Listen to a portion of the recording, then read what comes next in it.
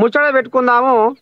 ఇక మరి ఇయాల్టి మన మార్నింగ్ న్యూస్ విత్ నర్సయ్య తాత మధ్యాహ్నం మోత కార్యక్రమంలో ఎవరి జాతకం ఎట్లా ఉంది, ఏంది ఏం కథ అనేది పూసగుచ్చినట్టుగా తోసిపోకుండా మాట్లాడుకుందాము.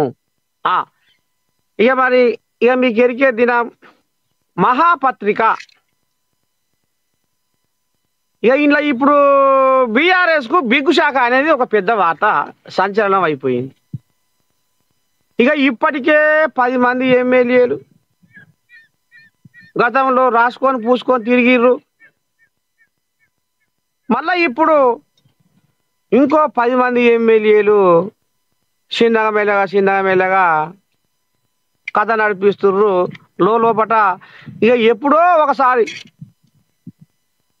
ఆ టైం కోసం ఇక ఎదురు చూస్తా ఉన్నారట.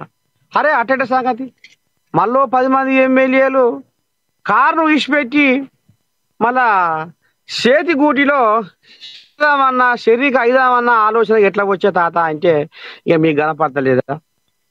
జూబ్లీ హిల్స్ కథ చూసుకుంటే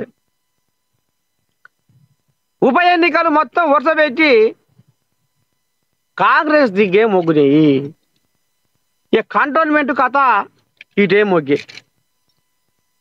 లాస్యా నంది చచ్చిపోతే ఆడ ఉప ఎన్నిక వస్తే అది కూడా కంటోన్మెంట్ కూడా కాంగ్రెస్ వాళ్ళ ఖాతాలో పడ్డది. ఇప్పుడు జూబ్లీ హిల్స్ కూడా కాంగ్రెస్ వాళ్ళ ఖాతాలో పడ్డది. ఇక నిన్న దాకా గుసగుస ఏముండే, పట్నం హైదరాబాదులో బీఆర్ఎస్ పార్టీగా పేనుకొని కూసుంది. దీన్ని కదిలిస్తేందుకు ఎవరికి శక్తి సరిపోదు అనే కాడికి వచ్చింది కథ. కానీ ఇలా ఆఖరికి వస్తార కల్లా బీఆర్ఎస్ లో ఉన్న కోర్యాగలు కాంగ్రెస్ దిక్కు మొగ్గుతున్నాయి అట. ఏది ఎమ్మెల్యే కోర్యాగలు ఎట్లా ఏంది ఏం కథ అంటే ఇక రేపు స్థానిక సంస్థల కథలో కూడా ఇటే మొదలబోతుంది. జిహెచ్ఎంసీ వ్యవహారంలో కూడా గాలి అటే మొగ్గుతట్టుంది. ఏం చేద్దాం ఎట్లా చేద్దాం ఇక లాభం లేదు అని ఇప్పుడు బీఆర్ఎస్ కోర్యాగలకు లటలట పడ్డది. ఎప్పుడైతే టిఆర్ఎస్ ను బీఆర్ఎస్ గా మార్చుకుంటూ పెద్ద మనిషి కేసీరావు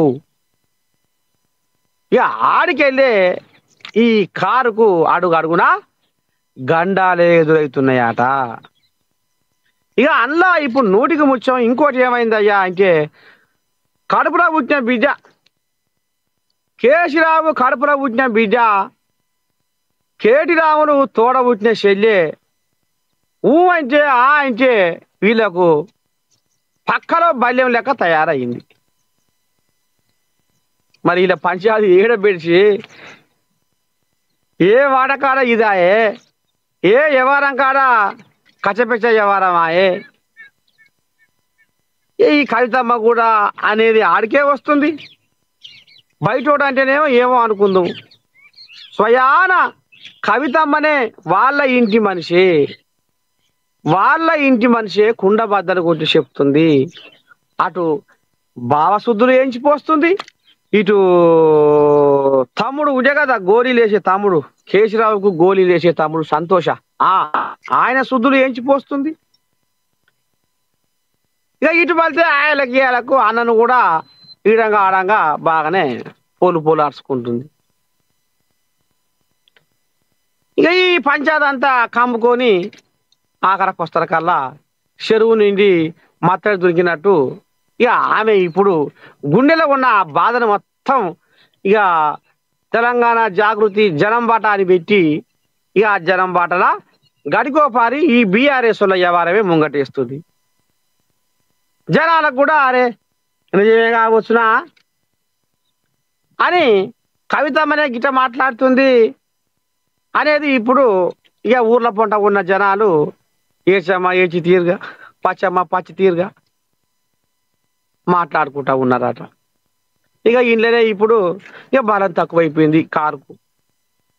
ఇంకా 10 మంది ఎమ్మెల్యేలు ఇక మరి చెయ్యి పార్టీలో షరీక అయితందుకు సిద్ధంగా బాబనాయనని మాట్లాడుకొని ముహూర్తం టైం రాసి పెట్టుకొని కూర్చుర్రట.